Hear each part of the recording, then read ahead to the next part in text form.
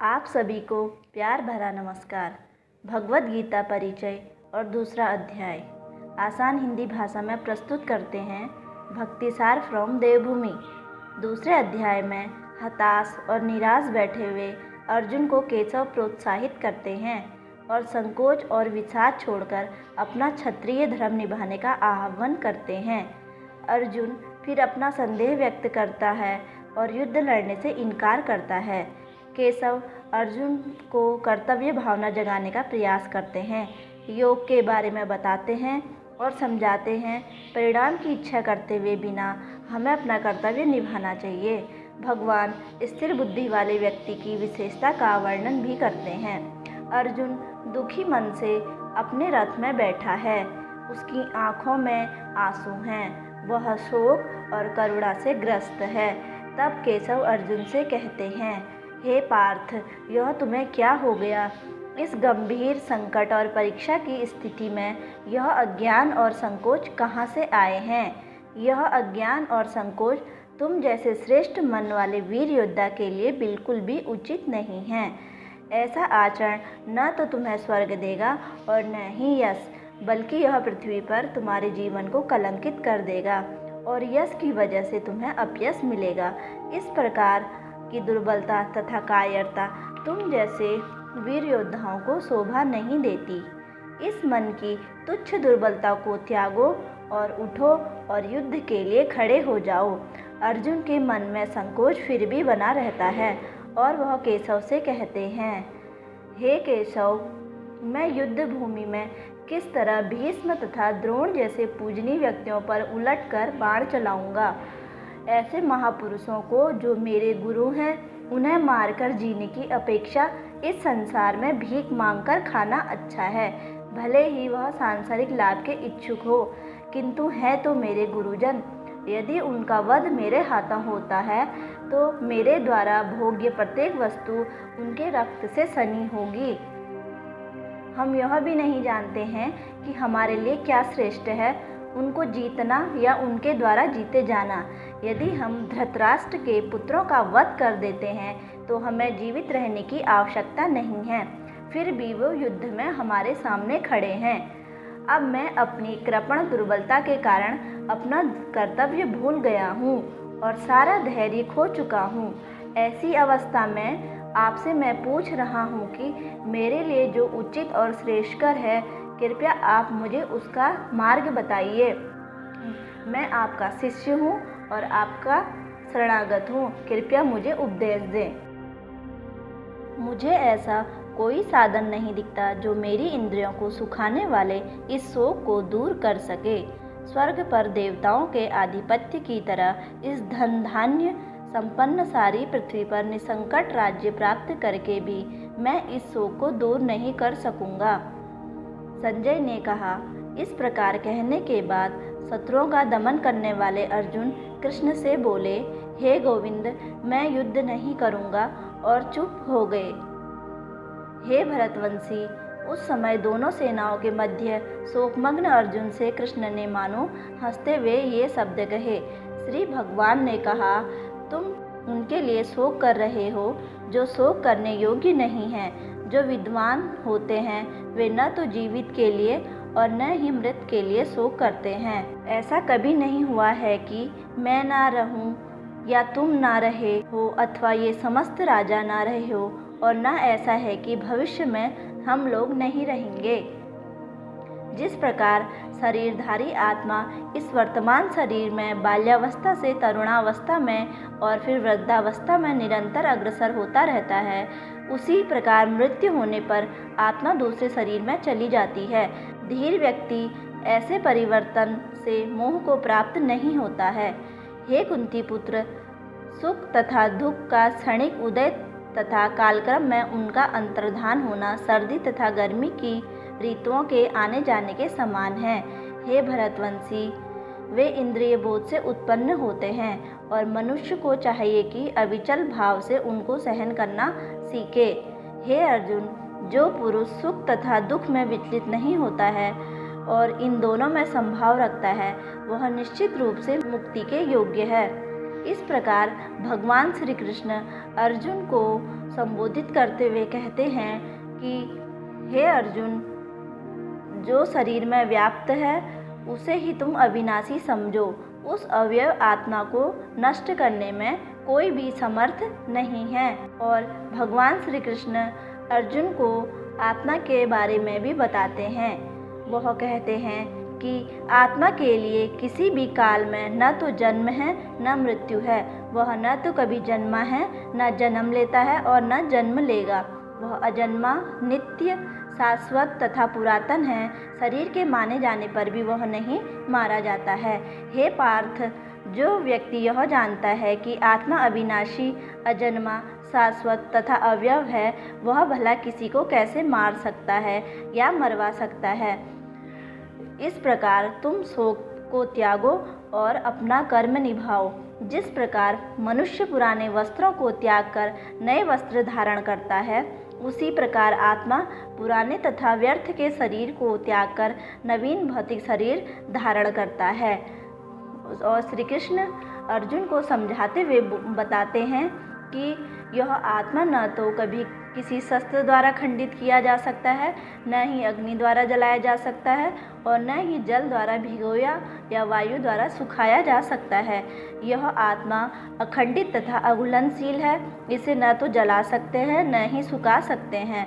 यह सर्वव्यापी, अविकारी, स्थिर तथा सदैव एक सा रहने वाला है। यह आत्मा अव्यक्त, अकल्पनीय तथा अपरिवर्तनीय कहा जाता है। यह जानकर तुम्हें शरीर के लिए शोक नहीं करना चाहिए। किंतु यदि तुम सोचते हो कि आत्मा सदा जन्म लेता है तथा सदा मरता है, तो भी हे महाभाव, तुम्हें शोक करने का कोई कारण नहीं है। जिसने जन्म लिया है उसकी मृत्यु निश्चित है और मृत्यु के पश्चात पुनर्जन्म भी निश्चित है। अतः अपने अपरिहार्य कर्तव्य पालन में तुम्हें शोक नहीं करना चाहिए। सारे जीव प्रारंभ में अव्यक्त रहते हैं, मध्य अवस्था में व्यक्त होते हैं और विनिष्ट होने पर पुनः अव्यक्त हो जाते हैं। अतः शोक करने की आवश्यकता नहीं है। इस प्रकार भगवान श्री कृष्ण अर्जुन को आत्माओं की सारी विशेषता बताते हैं। कोई आत्मा को आश्चर्य से देखता है, कोई इसे आश्चर्य की तरह बताते हैं तथा कोई भी इसे आश्चर्य की तरह सुनता है, किंतु कोई कोई इसके विषय में सुनकर भी कुछ नहीं समझ पाते हैं। हे भरतवंशी, शरीर में रहने वाली देही का कभी भी वध नहीं किया जा सकता। अतः तुम्हें किसी भी जीव के लिए शोक करने की आवश्यकता नहीं है। क्षत्रिय होने के साथ साथ आप अपने विशिष्ट धर्म का विचार करते हुए तुम्हें जानना चाहिए कि धर्म के लिए युद्ध करने से बढ़कर तुम्हारे लिए अन्य कोई कार्य नहीं है। अतः तुम्हें संकोच करने की कोई आवश्यकता नहीं है। हे पार्थ, वे क्षत्रिय सुखी हैं जिन्हें ऐसे युद्ध के अवसर अपने आप प्राप्त होते हैं, जिससे उनके लिए स्वर्ग लोक के द्वार खुल जाते हैं। किंतु यदि तुम युद्ध करने के लिए स्वधर्म को संपन्न नहीं करते, तो तुम्हें निश्चित रूप से अपने कर्तव्य की उपेक्षा करने का पाप लगेगा और तुम योद्धा के रूप में अपना यश खो दोगे। जिन जिन महान योद्धाओं के तुम्हारे नाम तथा यश को सम्मान दिया है, वे सोचेंगे कि तुमने डर के मारे युद्धभूमि छोड़ दी है और इस तरह वे तुम्हें तुच्छ मानेंगे। तुम्हारे शत्रु अनेक प्रकार के कटु शब्दों से तुम्हारा वर्णन करेंगे और तुम्हारी सामर्थ्य का उपहास करेंगे। तुम्हारे लिए इससे दुखदाई और क्या हो सकता है। हे कुंती पुत्र, यदि तुम युद्ध में मारे जाओगे तो स्वर्ग प्राप्त करोगे, या यदि तुम जीत जाओगे तो पृथ्वी के साम्राज्य का भोग करोगे। अतः दृढ़ संकल्प करके खड़े हो जाओ और युद्ध करो। तुम्हें सुख या दुख की चिंता नहीं करनी है। श्री कृष्ण अर्जुन से कहते हैं कि सुख या दुख, हानि या लाभ, विजय या पराजय का विचार किए बिना युद्ध के लिए युद्ध करो। ऐसा करने पर तुम्हें कोई पाप नहीं लगेगा। और वो अर्जुन को समझाते हुए कहते हैं कि यदि तुम ऐसे ज्ञान से कर्म करोगे तो तुम कर्मों के बंधन से अपने को मुक्त कर सकते हो। इस प्रयास में न तो हानि होती है और न ही इस पथ पर की गई अल्प प्रगति भी महान भय से रक्षा कर सकती है। जो इस मार्ग पर चलते हैं वे प्रयोजन में दृढ़ रहते हैं, उनका लक्ष्य भी एक होता है। हे कुरुनंदन, जो दृढ़ प्रतिज्ञ नहीं है उनकी बुद्धि अनेक शाखाओं में विभक्त रहती है। अल्पज्ञानी मनुष्य वेदों के उन अलंकारिक शब्दों के प्रति आध्यात्मिक आसक्त रहते हैं जो स्वर्ग की प्राप्ति, अच्छे जन्म, शक्ति इत्यादि के लिए विविध सकाम करने की संतुति रखते हैं। हे अर्जुन, वेदों में मुख्यतः प्रकृति के तीनों गुणों का वर्णन हुआ है। इन तीनों गुणों से ऊपर उठो, समस्त द्वैत्व और लाभों तथा सुरक्षा की सारी चिंताओं से मुक्त होकर आत्म पारायण बनो। एक छोटे से कूप का कार्य एक विशाल जलाशय से तुरंत पूरा हो जाता है। इसी प्रकार वेदों के आंतरिक तात्पर्य जानने वाले को उनके सारे प्रयोजन सिद्ध हो जाते हैं। तुम्हें अपना कर्तव्य करने का अधिकार है, किंतु कर्म के फलों के तुम अधिकारी नहीं हो। न तो तुम कभी अपने आप को अपने कर्मों के फलों का कारण मानो, न ही कर्म न करने में कभी आसक्त हो जाओ। हे अर्जुन, जय अथवा पराजय त्याग कर संभाव से अपना कर्म करो, ऐसी समता योग कहलाती है। कृष्ण अर्जुन से कहते हैं कि वह योग में स्थित होकर कर्म करे। और योग क्या है? योग का अर्थ है सदैव चंचल रहने वाली इंद्रियों को वश में रखना। इस प्रकार वो बोलते हैं कि हे धनंजय, भक्ति के द्वारा समस्त ग्रहित कर्मों से दूर रहो, उसी भाव से भगवान की शरण ग्रहण करो। जो व्यक्ति अपने सकाम कर्म फलों को भोगना चाहते हैं वे कृपण हैं। भक्ति में लगा मनुष्य इस जीवन में अच्छे तथा बुरे कार्यों को अपने को मुक्त कर लेता है। अतः योग के लिए प्रयत्न करो, क्योंकि सारा कार्य कौशल यही है। इस तरह भगवत बुद्धि में लगे रहकर बड़े बड़े ऋषि, मुनि अथवा भक्तगण अपने आप को इस भौतिक संसार में कर्म के फलों से मुक्त कर लेते हैं। इस प्रकार वे जन्म मृत्यु के चक्र से छूट जाते हैं और भगवान के पास जाकर उस अवस्था को प्राप्त करते हैं जो समस्त दुखों से परे है। जब तुम्हारी बुद्धि मोह रूपी सघन वन को पार कर जाएगी तो तुम सुने हुए तथा सुनने योग्य सबके प्रति अन्यमनस्क हो जाओगे। अर्जुन ने कहा, हे कृष्ण, अध्यात्म में लीन चेतना वाले व्यक्ति के क्या लक्षण हैं? वह कैसे बोलता है तथा उसकी भाषा क्या है? वह किस तरह बैठता और चलता है? तब श्री कृष्ण भगवान अर्जुन से कहते हैं, हे पार्थ, जब मनुष्य मनोधर्म में उत्पन्न होने वाली इंद्र तृप्ति की समस्त कामनाओं का परित्याग कर देता है और जब इस तरह से विशुद्ध हुआ उसका मन आत्मा में संतोष प्राप्त करता है तो वह विशुद्ध दिव्य चेतना को प्राप्त कहा जाता है। इस भौतिक जगत में जो व्यक्ति न तो शुभ की प्राप्ति से हर्षित होता है और न अशुभ के प्राप्त होने पर उससे घृणा करता है, वह पूर्ण ज्ञान में स्थिर होता है। जिस प्रकार कछुआ अपने अंगों को संकुचित करके खोल के भीतर कर लेता है, उसी तरह जो मनुष्य अपनी इंद्रियों को इंद्रिय विषयों से खींच लेता है वह पूर्ण चेतना में दृढ़तापूर्वक स्थिर होता है। देहधारी जीव इंद्र भोगियों से भले ही निवृत्त हो जाएं, उसमें इंद्र भोगियों की इच्छा बनी रहती है, लेकिन उत्तम रस के अनुभव से ऐसे कार्यों को बंद करने पर वह भक्ति में स्थिर हो जाता है। हे अर्जुन, इंद्रियां इतनी प्रबल तथा वेगवान हैं कि वे उस विवेकी पुरुष के मन को भी बलपूर्वक हल लेती हैं जो उन्हें वश में करने का प्रयत्न रखते हैं। श्री कृष्ण अर्जुन को यह भी समझाते हैं कि क्रोध से पूर्ण मोह उत्पन्न होता है और मोह से स्मरण शक्ति का विभ्रम हो जाता है। जब स्मरण शक्ति भ्रमित हो जाती है तो बुद्धि नष्ट हो जाती है और बुद्धि के नष्ट होने पर मनुष्य भवकूप में पुनः गिर जाता है। किंतु समस्त राग तथा द्वेष से मुक्त एवं अपनी इंद्रियों को संयम द्वारा वश में करने में समर्थ व्यक्ति भगवान की पूर्ण कृपा प्राप्त कर सकता है। जो कृष्ण भावनामर्थ में परमेश्वर से संबंधित नहीं है उसकी न तो बुद्धि दिव्य होती है और न ही मन स्थिर होता है, जिसके बिना शांति की कोई संभावना नहीं है।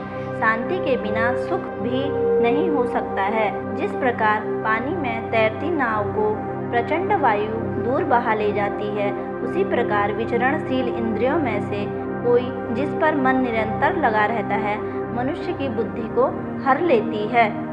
अतः हे महाभावो, जिस पुरुष की इंद्रियां अपने अपने विषयों से सब प्रकार से विरत होकर उसके वश में है, उसी की बुद्धि निसंदेह स्थिर है।